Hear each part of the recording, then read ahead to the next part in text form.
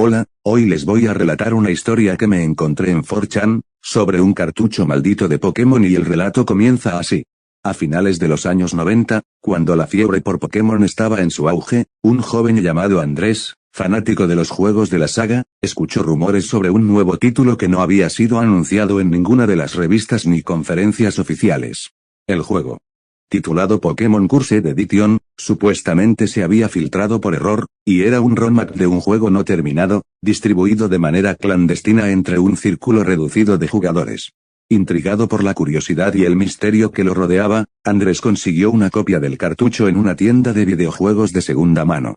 El cartucho estaba viejo, con una etiqueta desgastada que solo mostraba una imagen difusa de Pikachu con los ojos rojos. No había logos, no había nombres, solo esa inquietante imagen y una frase al pie que decía, "El destino es oscuro". Con la emoción de descubrir algo tan raro, Andrés insertó el cartucho en su Game Boy Color y arrancó el juego. La pantalla parpadeó y mostró el inicio del juego, con un fondo oscuro que se desvaneció hacia un mapa pixelado familiar. La música de inicio era extraña, distante, como si estuviera fuera de lugar. Pero Andrés pensó que solo era parte del estilo retro del juego. Al comenzar la partida, lo primero que notó fue que, en lugar de la tradicional elección entre tres iniciales Bulbasaur, Charmander o Squirtle, solo había uno disponible, Pikachu. Andrés, un gran admirador del famoso Pokémon eléctrico, no dudó en escogerlo y bautizarlo como Pankie. Lo que parecía ser una aventura Pokémon tradicional rápidamente comenzó a tornarse extraña. Mientras exploraba el mundo del juego, Andrés notaba detalles inquietantes. Los personajes no tenían nombre, sus diálogos eran incompletos y, cuando se acercaba a las zonas de batalla, los Pokémon enemigos se veían demasiado reales, sus ojos parecían vacíos y sus expresiones más perturbadoras que cualquier sprite tradicional. Cuando Andrés se dirigió al primer gimnasio para obtener su medalla, algo extraño sucedió. Durante el combate, su Pikachu, Pankie, se mostró cada vez más agresivo. En lugar de usar ataques convencionales, su Pikachu comenzó a emplear movimientos nunca vistos, como gravedad, horror y un ataque desconocido llamado liberación. El rostro de Pankie en la pantalla se distorsionó por un momento, como si estuviera en agonía, y luego, el gimnasio desapareció. Confuso, Andrés continuó su viaje, decidido a avanzar en la historia.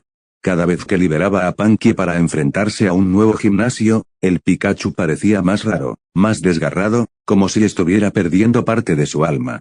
A cada paso, el ambiente del juego se volvía más oscuro, con la música adquiriendo tonos discordantes y las ciudades aparentemente abandonadas. Los entrenadores que encontraba eran sombras de lo que solían ser, como si las personas del juego estuvieran desmoronándose. Eventualmente, Andrés llegó a lo que creía sería la gran final, la Liga Pokémon. Sin embargo, al llegar, se encontró con algo que no esperaba. El edificio de la liga estaba destruido, lleno de escombros y rodeado por una mancha de un líquido oscuro que cubría el suelo y las paredes. En el centro de la mancha, había una inscripción que decía, "Bienvenido a", pero la frase se cortaba abruptamente, seguida de rayones en la pantalla.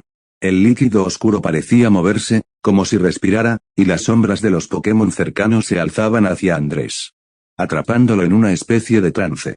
La pantalla comenzó a parpadear, mostrando solo fragmentos de un mensaje incompleto, como si intentara decir algo, pero se detuviera siempre a medio camino. Finalmente, el juego se congeló, y en la pantalla apareció un último mensaje, "Liberación completa. Pankie, eres libre". De repente, el Game Boy se apagó solo. Andrés, aterrorizado, intentó encender la consola nuevamente, pero esta vez, no pudo. El cartucho estaba dañado, y la pantalla permaneció oscura. Aunque intentó limpiar el cartucho y probarlo en otras consolas, nada funcionaba. Poco después de ese incidente, Andrés comenzó a escuchar extrañas historias de otros jugadores que habían jugado a Pokémon Cursed Edition.